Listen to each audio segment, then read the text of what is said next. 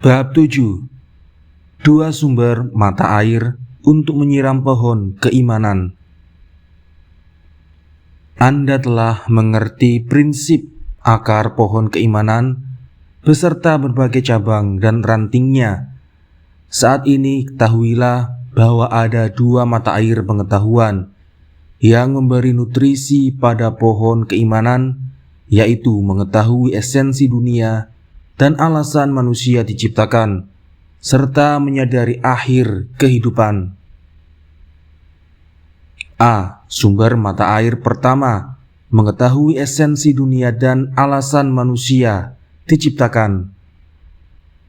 Wahai Paduka Raja, sadarilah bahwa dunia adalah persinggahan semata, bukan rumah untuk menetap, sementara manusia adalah para musafirnya.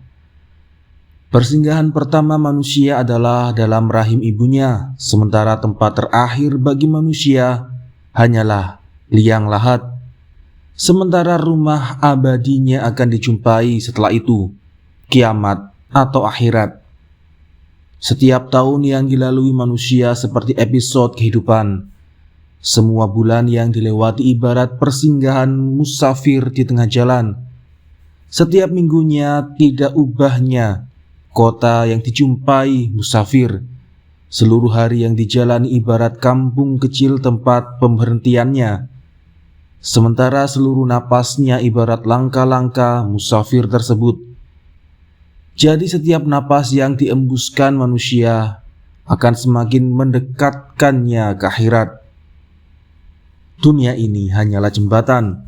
Orang yang menyeberangi dengan keinginan membangun jembatan itu, ia pun akan banyak menghabiskan waktunya untuk hal tersebut, serta melalaikan rumah yang menjadi tujuan utamanya. Maka yang melakukan hal demikian adalah orang bodoh, bukan pribadi yang cerdas. Sebab seseorang yang cerdas hanya akan menyibukkan diri di dunia untuk mempersiapkan kehidupan abadinya di akhirat. Sehingga ia hanya mengambil apa yang sesuai kebutuhan. Jika ia menghimpun dunia melebihi kecukupannya, tidak lain itu racun mematikan. Bahkan seorang yang cerdas akan melihat semua aset dan perbendaharaan duniawinya seakan pasir dan tanah, bukan sebagai emas dan perak yang berharga. Sekalipun ia menghimpun banyak harta duniawi, maka bagiannya hanya yang ia makan dan bisa dikenakan sebagai pakaian, bukan hal selain itu. Karena setiap yang ditinggalkannya setelah mati bisa menjadi penyesalan dan kerugian yang menyulitkan prosesi kematiannya. Mengingat bahwa harta yang halal akan dihisap, sementara yang haram akan dibalas azab. Jadi, jika ia menghimpun kekayaan dari harta yang halal, tetap saja ia perlu dihisap, sedangkan bila yang dikumpulkan adalah harta haram, niscaya ia akan dikenai azab. Sehingga akan begitu disesali bila ia ditimpa azab dalam kuburnya karena harta tersebut. Sebaliknya, jika ia memiliki iman yang benar dan pasrah terhadap Allah, maka tidak ada alasan untuk berputus asa dari rahmat dan ridhonya. Sungguh Allah Maha Dermawan lagi mulia, juga Maha Mengampuni dan Maha Pengasih. Wahai Paduka, sadarilah bahwa kesenangan dunia bisa dihitung dengan jari. Selebihnya akan dipenuhi rasa kecewa dan letih yang tumpang tindih dengan kepayahan. Sementara kesenangan dunia bisa membuat Anda kehilangan kebahagiaan abadi di akhirat, serta kerajaan yang tidak bertepi dan tidak sirna.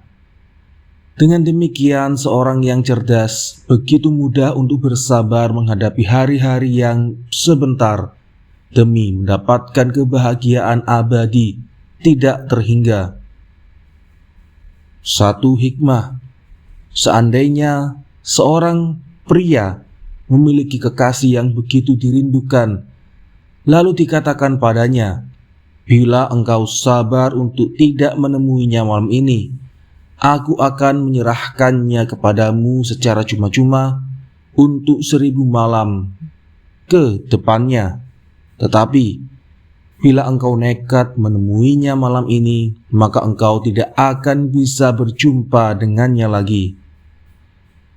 Jadi kendati kerinduan pria itu begitu dahsyat dan kesabaran menahan diri tidak menemui kekasihnya sangat menyakitkan, pasti itu lebih mudah dibanding kesabaran 1 malam di dunia bagi seorang hamba demi mendapatkan kebahagiaan akhirat. Sebab dunia tidak ada apa-apanya bila dibandingkan dengan akhirat. Keduanya tidak setara sama sekali. Sebab akhirat itu selamanya tanpa batas, yang keabadiannya tidak bisa dijangkau oleh imajinasi manusia. Sebenarnya kami telah menulis satu kitab yang membahas tentang sifat dunia. Namun demikian, untuk sekarang kita cukupkan pembahasan sebagaimana yang telah disebutkan mengenai karakteristik dunia. Kami telah menjelaskan tentang sifat dunia dengan 10 analogi, antara lain sebagai berikut. A. Analogi pertama, dunia bagaikan sihir. Karena Nabi SAW bersabda, waspadalah terhadap dunia, karena ia lebih sanggup menyihir daripada Harut dan Marut. Awal sihir dunia adalah saat ia menampakkan diri sebagai sesuatu yang menenangkan dan nyaman untuk engkau tempati. Jika engkau fokus pada dunia, pasti ia akan meninggalkan dan menjauhimu terus-menerus. Hanya saja itu dilakukan dengan pelan-pelan dan sedikit demi sedikit. Dunia ibarat bayangan. Saat melihatnya engkau mengira ia diam, padahal bayangan terus bergerak secara kontinu. Begitu juga dengan umur manusia yang terus berlalu dan berkurang setiap detik. Dunia terus saja meninggalkan dan lari darimu, tetapi itu dilalaikan dan luput dari kesadaranmu. Oleh karenanya, sebagian penyair berkata, sehebat dan sebanyak apapun gemerlap dunia, ia hanyalah fata morgana. Kemewahan duniawi akan lenyap setelah dinikmati, akan pergi seperti laju awan. B. Analogi kedua, sihir dunia yang lain adalah saat ia tampak indah bagimu sehingga engkau mencintainya. Kau kira dunia adalah penolong setia yang tidak akan beranjak kepada orang lain, yang akan marah bila ia diabaikan. Dunia tidak ubahnya wanita lacur yang menggoda banyak lelaki. Ketika para lelaki melihatnya, mereka akan jatuh cinta. Wanita lacur itu pun mengajak semua lelaki ke rumahnya, hingga ia melakukan tipu daya dan membinasakan semua lelaki yang digodanya. Sebuah hikmah. Dalam mukasyafahnya, Nabi Isa melihat dunia seperti wanita tua, lalu beliau pun bertanya, berapa banyak suamimu? Banyak sekali hingga tak terhitung, jawab dunia. Apakah semua suamimu mati atau mereka menjatuhkan talak padamu? Akulah yang membinasakan dan membunuh mereka semua. Sungguh licik dirimu, inikah balasanmu kepada mereka yang telah mencintaimu, padahal karena dirimu mereka saling berperang, tanpa menyisakan pelajaran terhadap orang yang melaluinya. C. Analogi ketiga, sihir dunia yang lain adalah saat ia menampakkan diri begitu memikat dan piawai menyembunyikan senjata mematikan dalam dirinya untuk menipu orang bodoh yang hanya fokus pada tampilan zahir semata. Jadi dunia tidak ubahnya wanita tua buruk rupa yang menutupi wajah dan mengenakan gaun yang indah, kemudian berdandan dan bersolek agar orang-orang di kejauhan tertipu. Tetapi setelah dunia menyingkap penutup wajah dan gaun indahnya, orang-orang yang menyesali cinta mereka karena keburukan dunia sudah mereka saksikan di hadapannya, sehingga tampak betapa buruk wajah dunia. Telah diceritakan dalam hadis bahwa saat kiamat dunia akan didatangkan dengan bentuk wanita tua yang buruk rupa, bermata biru, berwajah binal, dan bergigi ompong. Tak kala manusia melihatnya, mereka pun segera berucap, "Kami berlindung kepada Allah Ta'ala dari makhluk jelek ini." Kemudian dikatakan kepada mereka, "Itu adalah dunia yang dulu kalian dambakan dengan saling mendengki satu sama lain. Karena dunia, kalian pun berperang dan rela menumpahkan darah dengan cara yang tidak dibenarkan. Kalian juga memutus silaturahmi karena tertipu oleh gemilau dunia. Setelah itu dunia diperintahkan masuk ke neraka. Dunia pun meminta, 'Oh Tuhan, di mana para kekasihmu?' Maka orang-orang yang mencintai dunia juga dicampakkan ke neraka jahanam." D. Analogi keempat. Manusia akan menghitung berapa lama ketika mereka belum diciptakan ke dalam dunia dan masa setelah mereka lenyap dari dunia karena dijemput maut. Mereka juga menghitung masa antara sebelum diciptakan dan setelah masa keabadian akhirat, yaitu waktu ketika mereka hidup di dunia. Sehingga manusia pun menyadari bahwa dunia ibarat jalan para musafir. Saat pertama kali mereka ada di ayunan dan berakhir di liang lahat. Di antara perjalanan itu banyak sekali perhentian mereka. Setiap tahun seperti tempat singgah. Semua bulan ibarat satu farsah. Hari-hari tidak ubahnya 1 mil. Tiap tarikan napas seperti langkah kaki, dan ia terus berjalan. Sebagian orang ada yang telah melalui 1 farsah, sebagian yang lain telah berjalan melebihi itu. Lalu ada orang yang duduk lalai, merasa tenang dan lupa, seakan ia adalah penduduk setempat yang tidak akan beranjak dari rumahnya. Kadang ia hanya menyibukkan diri dengan aktivitas yang tidak penting selama 10 tahun.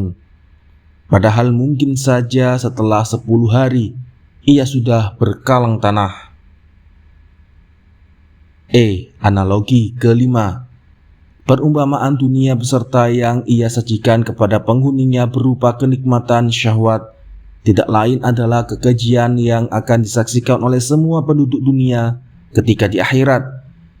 Itu seperti orang yang makan terlalu banyak, entah hidangan manis atau yang berlemak, sehingga membuat lambungnya pecah. Lalu ia pun menyaksikan betapa isi lambung sangat menjijikkan. Tubuhnya mulai sakit dan tampak jijik terhadap kotoran yang dikeluarkan. Setelah kenikmatan makanannya hilang, ia pun menyesal, sebab yang tersisa hanyalah kotoran dan kondisi pencernaan yang memburuk. Begitu juga saat manusia menghasrati kenikmatan duniawi, lalu ia menyadari ada konsekuensi berat yang akan dihadapi. Ia diuji dengan beratnya ruh saat hendak dicabut keluar dari tubuh. Itu tidak ubahnya seseorang yang memiliki segudang harta, emas, perak, perhiasan, pengikut, pabrik, dan banyak perkebunan. Maka saat ia akan meninggalkan semua itu, tentu rasa sakit yang diderita ruh karena perpisahan dengan kenikmatan tersebut jauh lebih dahsyat dibandingkan seseorang yang hanya memiliki sedikit harta. Padahal rasa sakit dan derita tersebut tidak akan hilang dengan kematian,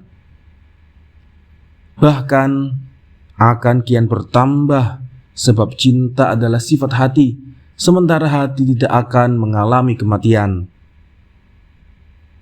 Analogi keenam. Wahai Paduka Raja, ketahuilah bahwa mulanya kenikmatan dunia tampak seakan sesuatu yang remeh-temeh, yang tidak akan lama menyita waktu.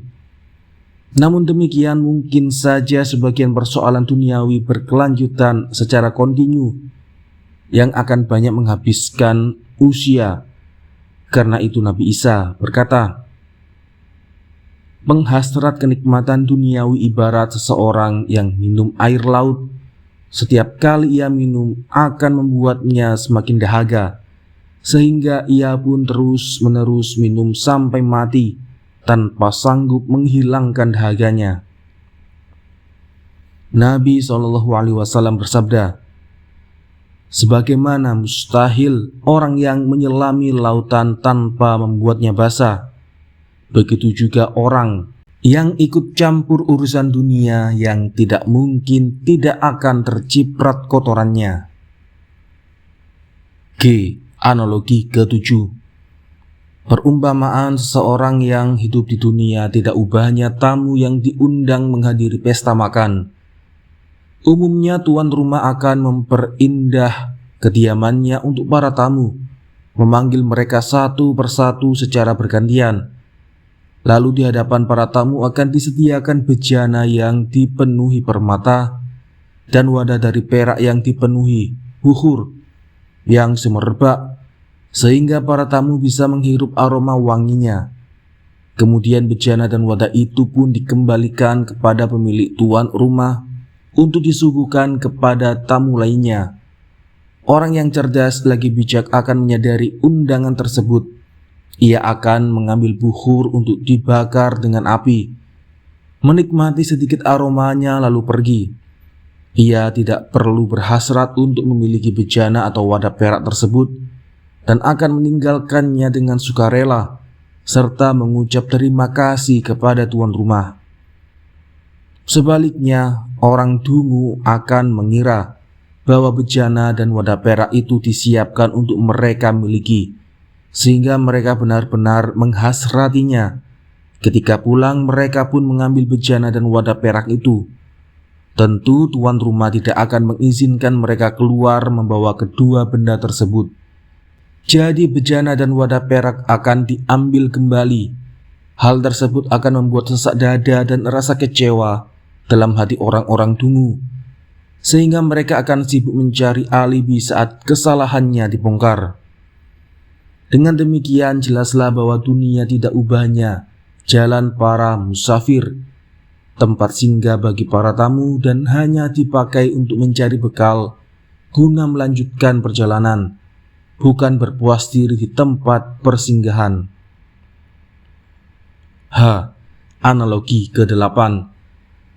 Perumpamaan ahli dunia yang banyak menyibukkan diri dengan hal duniawi, menjadikannya sebagai orientasi, hingga melalaikan dan tidak mengindahkan sama sekali akan akhirat.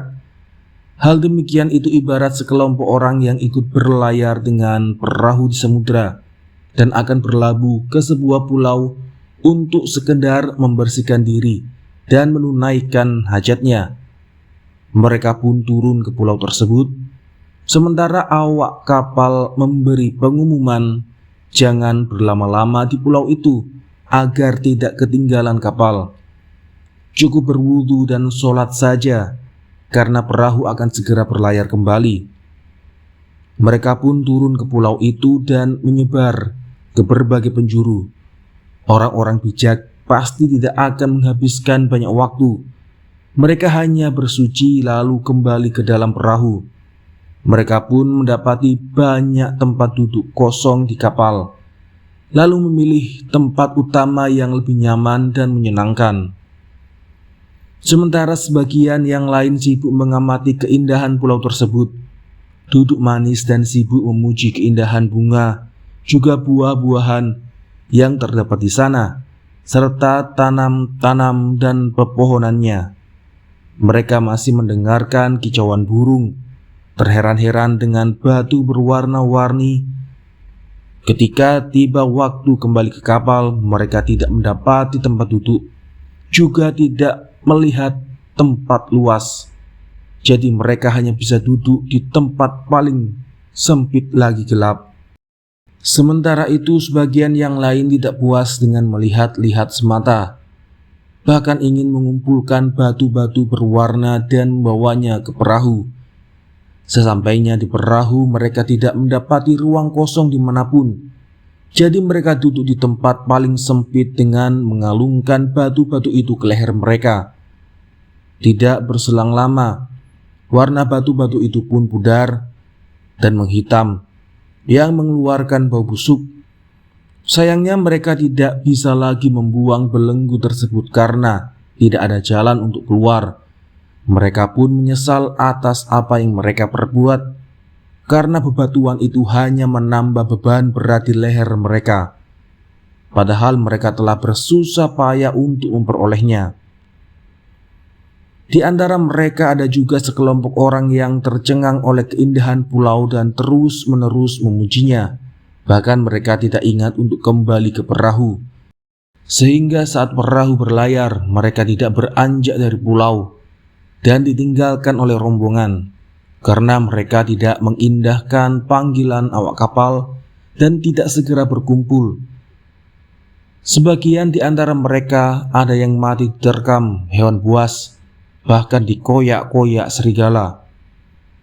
Kelompok pertama dalam ilustrasi di atas adalah orang-orang mukmin yang bertakwa, sementara kelompok terakhir yang tertinggal adalah para kafir musyrik yang lupa kepada Allah dan hari akhir.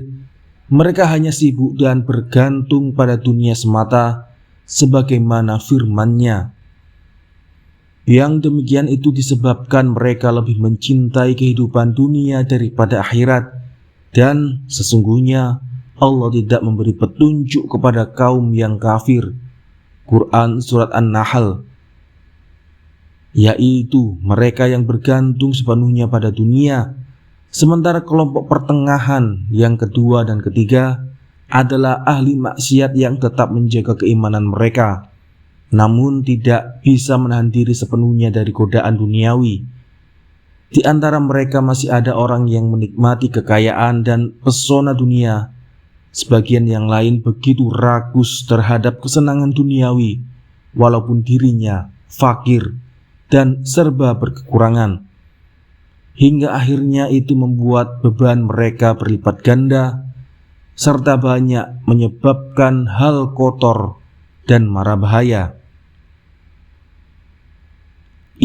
Analogi ke-9 diriwayatkan oleh Abu Hurairah radhiyallahu an bahwa Nabi Shallallahu alaihi wasallam bersabda, "Wahai Abu Hurairah, maukah engkau aku tunjukkan dunia?" Aku pun menjawab, "Tentu wahai Rasulullah."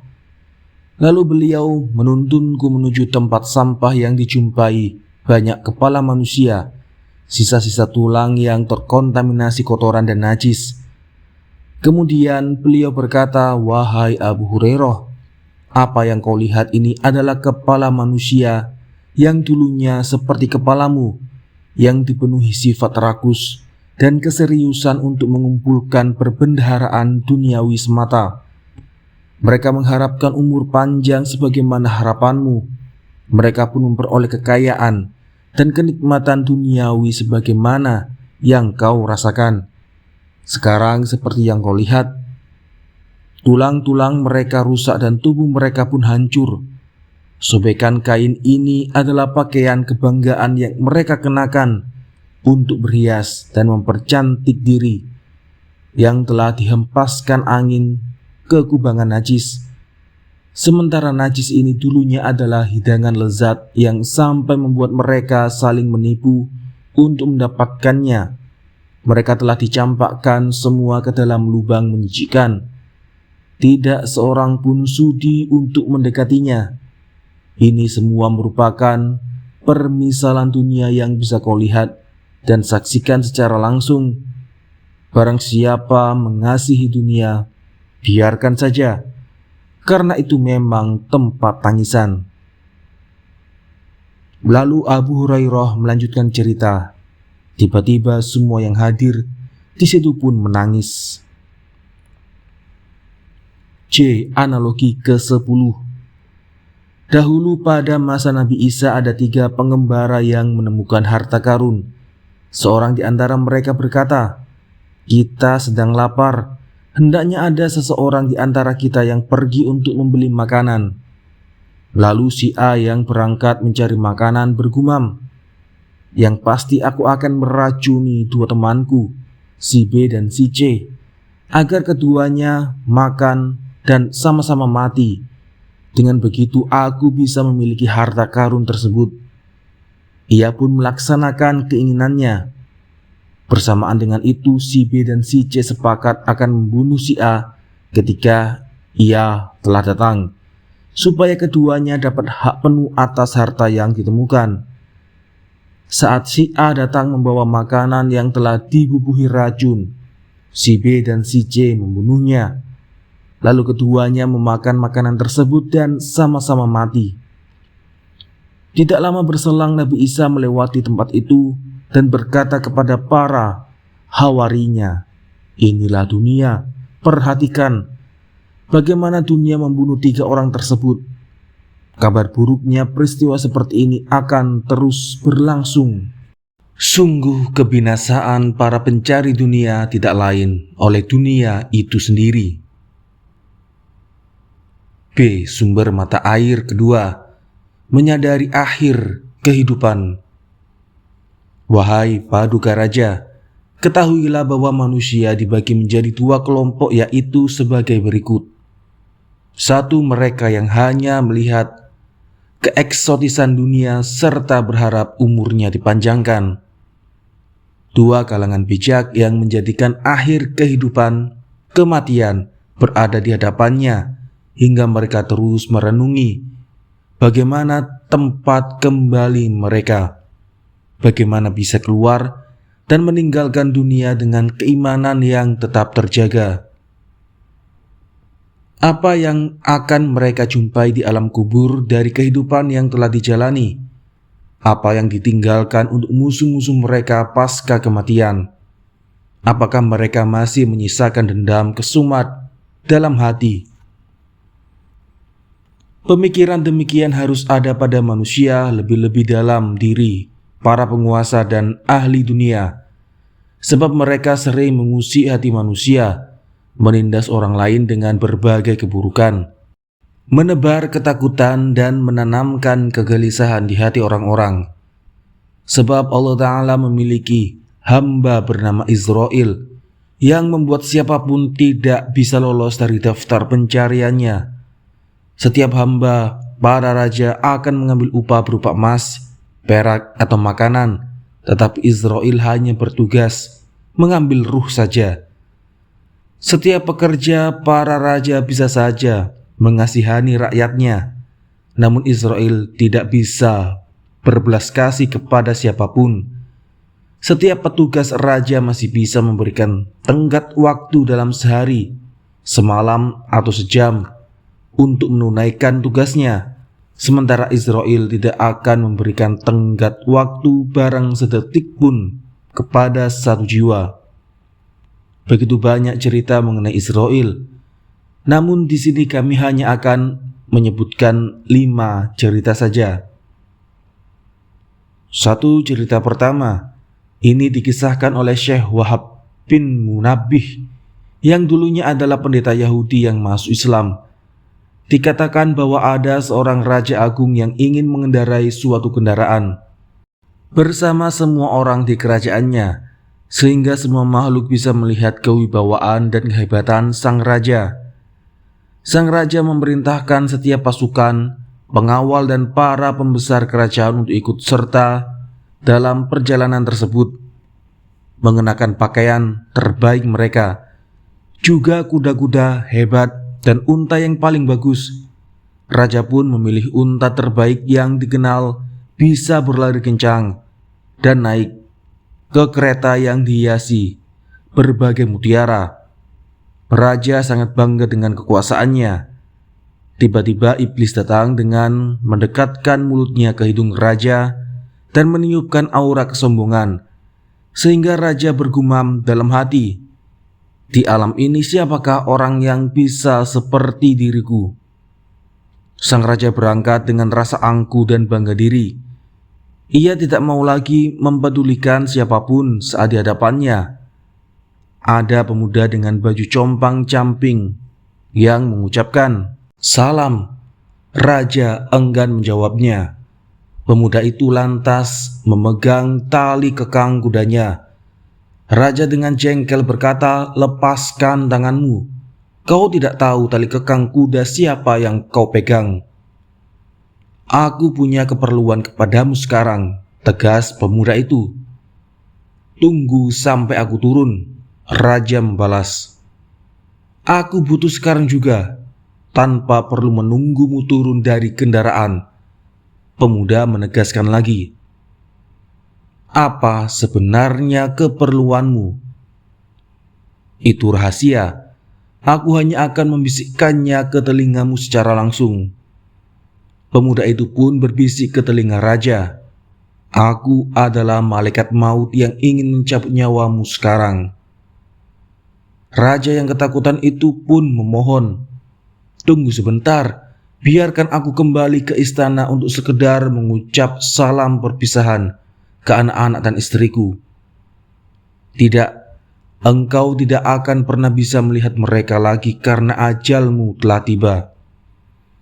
Israel pun mencabut nyawa si raja di atas punggung kuda, lalu tubuh raja tersungkur sebagai mayat. Dari kejadian itu, malaikat maut mendatangi seorang lelaki saleh yang begitu ridho kepada Tuhannya. Malaikat maut mengucapkan salam dan si pemuda menjawabnya. Malaikat maut berkata, "Aku punya keperluan rahasia kepadamu." "Bisikkan keperluanmu di telingaku," pinta sang lelaki saleh. "Aku adalah malaikat maut." "Oh, selamat datang, segala puji milik Allah yang telah mempersilahkanmu datang kepadaku. Sungguh aku begitu menantikan kunjunganmu. Ketiadaanmu selama ini telah membuatku merindukan kehadiranmu." Malaikat maut kemudian menawarkan, "Jika engkau masih memiliki keperluan, silakan tunaikan dulu." Pemuda saleh menjawab, "Tak ada yang lebih menyibukkan diriku melebihi perjumpaan dengan Tuhanku semata. Bagaimana bisa aku mencabut nyawamu sementara aku diperintahkan untuk mencabut ruhmu sesuai dengan apa yang kau mau?" Jelas malaikat maut, "Kalau begitu, biarkan aku berwudu dan melaksanakan sholat. Saat aku sedang bersujud, silakan kau cabut ruhku," pinta pemuda soleh. Lalu malaikat maut pun melaksanakan apa yang diperintahkan, dan si lelaki saleh pun berpulang menuju cinta kasih Allah Ta'ala. Cerita kedua. Dikisahkan bahwa ada seorang raja yang memiliki banyak harta melimpah dari berbagai kenikmatan dunia yang Allah ciptakan guna memenuhi hasrat pribadinya. Ia mengumpulkan semua jenis kenikmatan duniawi, membangun istana megah yang begitu tinggi sesuai untuk hunian para raja, pejabat, kalangan elit, dan para pembesar. Istana tersebut memiliki pintu kokoh yang dijaga oleh pelayan setia dan para prajurit yang sesuai dengan keinginan raja. Suatu hari raja memerintahkan para pelayan untuk menyediakan makanan terlezat. Lalu raja mengumpulkan semua penghuni istana, keluarga, kerabat, dan para pelayan agar semuanya menikmati hidangan dan kemewahan tersebut.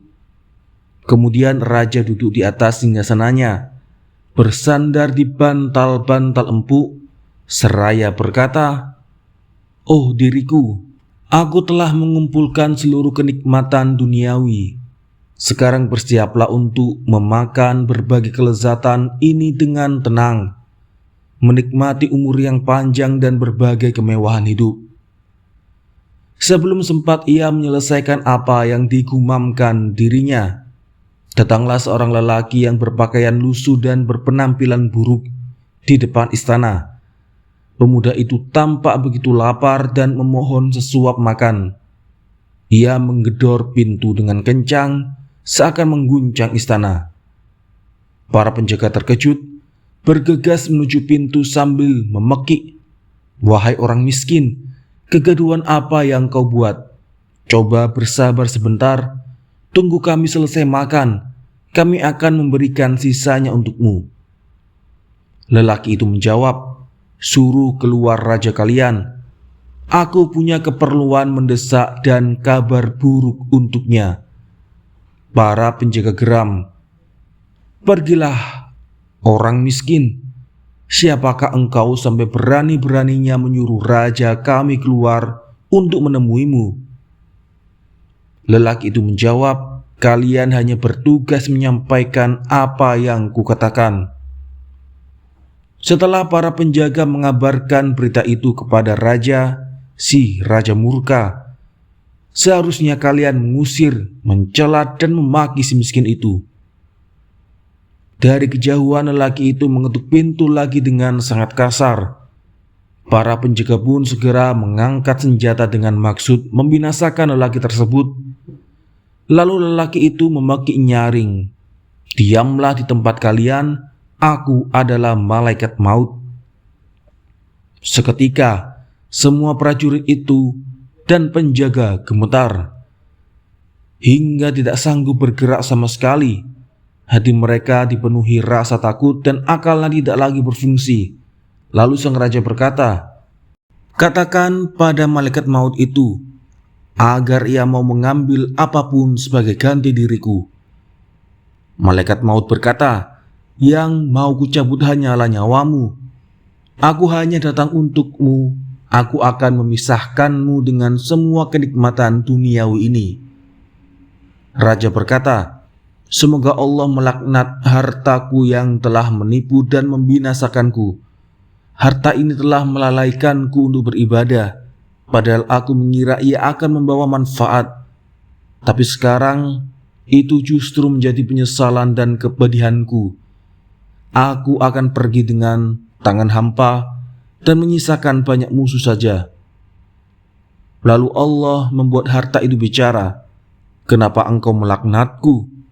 Silakan laknat dirimu sendiri, karena Allah telah menciptakan diriku dan dirimu dari tanah, menjadikanku sebagai bekal untuk akhiratmu, agar engkau bisa bersedekah kepada orang fakir, mengeluarkan zakat untuk kaum duafa, memakmurkan masjid, membuat jembatan dan banyak bangunan, hingga aku akan menjadi penolongmu di akhirat kelak. Tetapi engkau hanya mengumpulkan dan menggunakan diriku untuk hawa nafsumu, tidak berterima kasih kepadaku, bahkan engkau terus kufur. Sekarang engkau meninggalkanku untuk musuh-musuhmu, jadi penyesalan dan kebinasaan hanya untukmu. Apa salahku yang membuatmu malah melaknatku?" Malaikat maut pun mencabut ruh sang raja yang belum sempat menyantap makanannya. Raja pun jatuh dari singgasananya seperti merpati yang diterkam kematian. Cerita ketiga. Yazid Ar-Riqaisy bercerita, dulu pada masa Bani Israel, hiduplah seorang raja yang begitu hebat.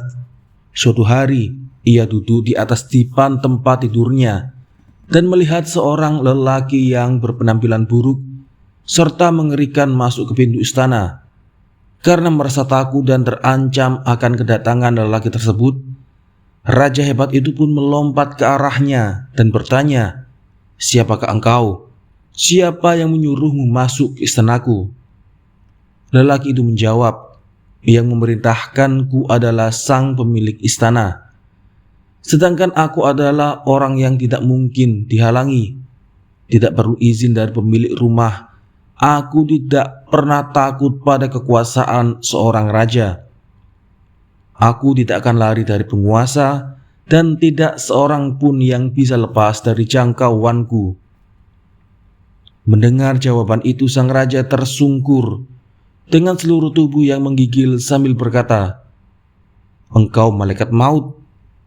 "Ya," jawab lelaki itu. "Aku bersumpah demi Allah, tangguhkan waktu sehari untukku agar aku sempat bertaubat dari kesalahan-kesalahanku. Aku hendak meminta ampun kepada Tuhanku. Aku ingin mengembalikan semua harta yang ada di gudang penyimpanan harta, sehingga aku tidak perlu memikul tanggung jawab berat atas harta-harta tersebut di akhirat." Pintar raja memelas.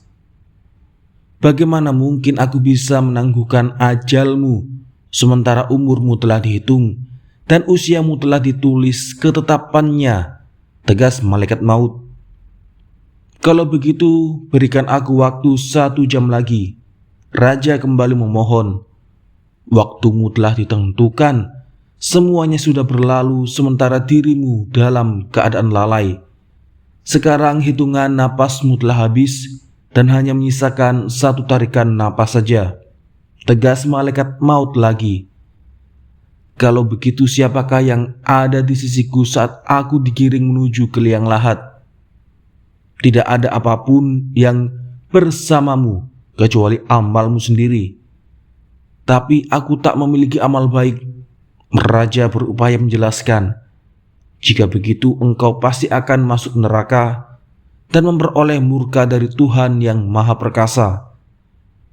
Lalu malaikat maut itu pun mencabut nyawanya, hingga raja hebat itu pun terjatuh dari dipan kamarnya yang menyebabkan keributan pecah di tengah-tengah kerajaan.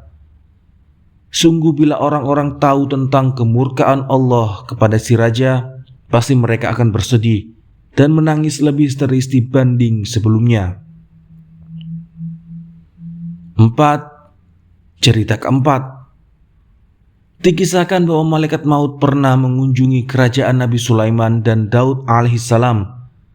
Malaikat maut yang berpenampilan sebagai seorang pemuda tampak begitu lama mengarahkan pandangannya kepada seorang lelaki yang dipenuhi penyesalan. Ketika malaikat maut keluar, lelaki tersebut menghampiri dan bertanya kepada Nabi Sulaiman, "Wahai Nabi, siapakah pemuda yang berkunjung barusan?" "Itu malaikat maut," jawab Nabi Sulaiman. "Aku takut ia akan segera mencabut nyawaku," kata si lelaki. "Wahai Nabi, tolong selamatkan aku darinya." Nabi Sulaiman menjawab, "Bagaimana aku bisa menyelamatkanmu darinya?" Si lelaki menjawab, "Anda bisa memerintahkan angin untuk membawaku ke India sekarang juga, agar malaikat maut bingung dan tidak bisa menjumpaiku." Nabi Sulaiman pun memerintahkan angin untuk membawa lelaki tersebut saat itu juga. Malaikat maut datang dan masuk ke kerajaan Nabi Sulaiman lagi. Lalu Nabi Sulaiman bertanya, "Kenapa engkau memandang lelaki itu begitu lama?" Malaikat maut menjawab, "Aku sebenarnya heran pada lelaki itu, sebab aku telah diperintahkan untuk mencabut nyawanya di tanah India, sementara posisi lelaki itu begitu jauh dari negeri tersebut. Hingga itu bertepatan kejadian angin yang membawanya ke sana. Sungguh itu semua adalah ketetapan Allah Ta'ala." 5. Cerita kelima. Dikisahkan bahwa dalam perjalanannya, Raja Zulkarnain bertemu dengan kaum yang tidak memiliki perbendaharaan duniawi apapun. Mereka hanya menggali kuburan leluhurnya di depan rumah mereka dan setiap hari menyapu serta membersihkan kuburan itu dengan terus beribadah kepada Allah Ta'ala. Mereka tidak memiliki makanan kecuali rumput dan tumbuhan saja.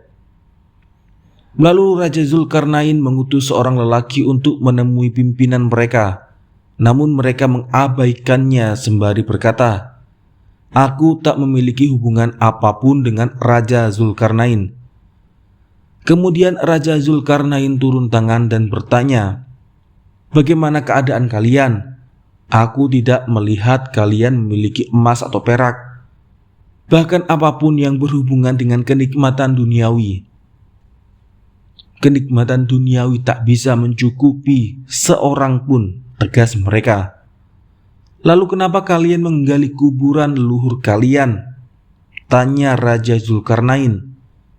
"Supaya itu tampak di hadapan kami. Dengan begitu kami senantiasa mengingat mati dan lenyaplah kecintaan dunia dalam jiwa kami, hingga kami tak perlu menyibukkan diri dengan hal-hal demikian dan fokus untuk terus beribadah kepada Tuhan kami." Mereka menjelaskan, "Lantas, kenapa kalian hanya makan rumput Raja Zulkarnain memberi pertanyaan lain. Kami tidak suka menjadikan perut kami sebagai kuburan hewan, sebab kenikmatan makan akan segera lenyap setelah melewati tenggorokan.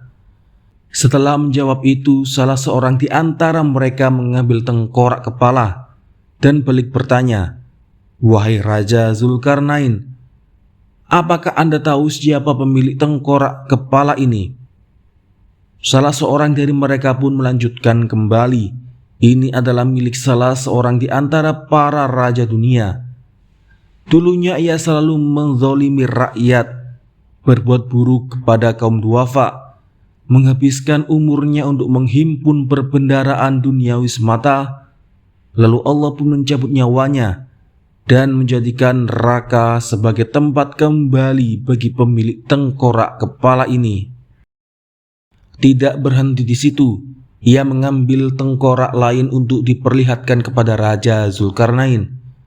"Apakah Anda tahu siapa pemilik ini? Ini juga seorang raja yang adil, begitu mengasihi rakyatnya dan mencintai semua keluarganya. Lalu Allah mencabut nyawanya dan menempatkan dia di surga, serta mengangkat derajatnya." Kemudian ia memegang kepala Raja Zulkarnain dan bertanya, "Apakah Anda tahu kepala ini akan seperti kepala yang mana di antara dua tengkorak kepala sebelumnya?" Seketika itu Raja Zulkarnain menangis begitu hebat. Lalu orang tersebut memeluk Raja Zulkarnain. Pada saat itu Raja Zulkarnain berkata, "Bila engkau berkenan, akan kujadikan dirimu sebagai menteri dan berbagi kekuasaan denganmu." "Tidak, aku tak mengharapkan itu," tegas orang tersebut. "Kenapa?" tanya Raja Zulkarnain. "Sebab semua orang yang menjadi musuh Anda tidak lain karena harta dan kekuasaan, sementara yang menjadi temanku adalah mereka yang qanaah dan tetap dalam kesederhanaan. Semoga Allah terus membersamai Anda. Sekarang Anda perlu mengetahui tentang kisah-kisah kematian agar Anda benar-benar meyakini sepenuhnya. Ketahuilah bahwa orang lalai dan tertipu oleh pesona dunia tidak akan suka mendengar cerita kematian yang bisa membuat makanan dan minuman lezat terasa hambar. Keengganan itu tidak lain agar hasrat kecintaan pada dunia di hatinya tidak pernah meredup. Hal demikian sebagaimana disebutkan bahwa barang siapa yang sering mengingat kematian dan gulita di liang lahat, niscaya kuburannya adalah menjadi salah satu taman surga. Sedangkan orang yang lupa dan enggan mengingat kematian, pasti kuburannya menjadi lubang neraka."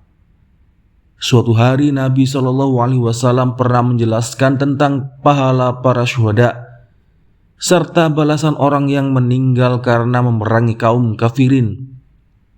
Lalu Aisyah radhiyallahu an bertanya, "Wahai Rasulullah, apakah orang yang tidak mati syahid bisa memperoleh pahala para syuhada?" Kemudian Nabi SAW menjawab, "Barang siapa mengingat kematian sebanyak 20 kali dalam sehari, maka ia akan memperoleh pahala dan derajat para syuhada." Pada kesempatan lain Nabi SAW juga bersabda, "Perbanyaklah mengingat mati, karena itu dapat menghapus dosa dan meredam syahwat dunia di dalam hati." Barang siapa menyadari hakikat dunia dan sering mengingat kematian dalam hatinya, niscaya persoalan duniawi akan tampak mudah baginya. Prinsip keimanan pun kian mengakar dalam hatinya, sehingga benih keimanan akan tumbuh berkembang serta menghasilkan banyak cabang. Ia pun akan menjumpai Allah Ta'ala dengan iman yang sempurna. Demi Allah, sungguh orang yang seperti itu akan memiliki kuasa yang hebat dan ucapan yang luhur, karena mata hatinya telah cemerlang sebagai seorang raja untuk melihat segala sesuatu sebagaimana adanya. Ia pun akan bersungguh-sungguh menempuh amalan ukhrawi dan terus berbuat baik kepada sesama manusia atau rakyatnya. Boleh jadi rakyatnya berjumlah ribuan manusia yang bila ia berlaku adil kepada mereka, niscaya semuanya menjadi penolong untuknya. Orang yang telah mendapat pertolongan dari kalangan mukminin, pasti ia aman dari azab di hari kiamat. Sebaliknya, jika ia bertindak zalim kepada rakyatnya, maka semua akan menjadi musuh yang akan berbalik sebagai bahaya luar biasa dan dipenuhi makar. Bila seorang penolong menjadi musuh, niscaya semuanya akan begitu pekik.